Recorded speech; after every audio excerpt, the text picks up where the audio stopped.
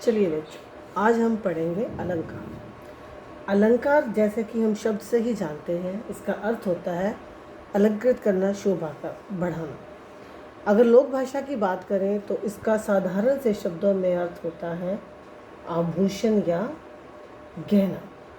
अब हम व्याकरण की दृष्टि से अलंकार शब्द का किस तरह अर्थ बताएंगे उसके बारे में जानते हैं। अलंकार उनको कहते हैं वो शब्द और अर्थ जो किसी रचना में चमत्कार उत्पन्न करते हैं, उनकी शोभा बढ़ाते हैं, वो कहलाते हैं अलंकार। अब अलंकार जो हैं दो तरह के होते हैं, एक होता है शब्दा अलंकार और दूसरा होता है अर्था अलंकार।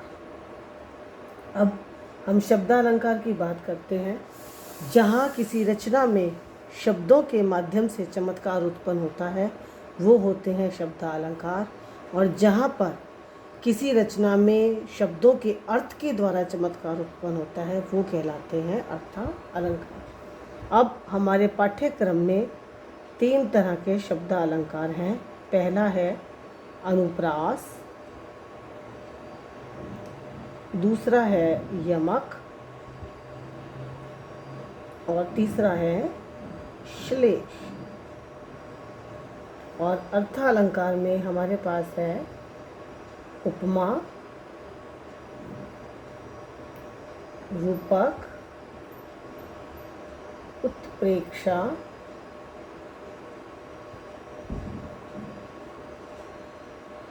मानवीकरण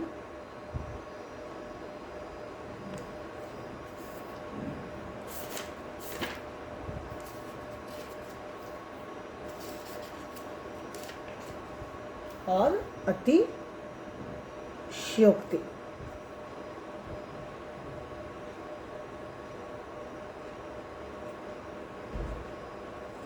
तो आज हम बात करते हैं सबसे पहले अनुप्रास अलंकार की।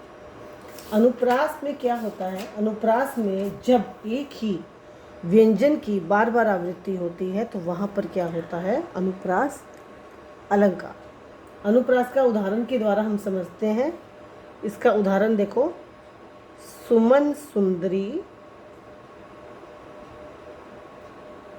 सुमन सेज पर सोई, सुमन सेज पर सोई। अब यहाँ पर स वर्ण की बार बार आवृत्ति होने के कारण कौन सा अलंकार है? अनुप्रास।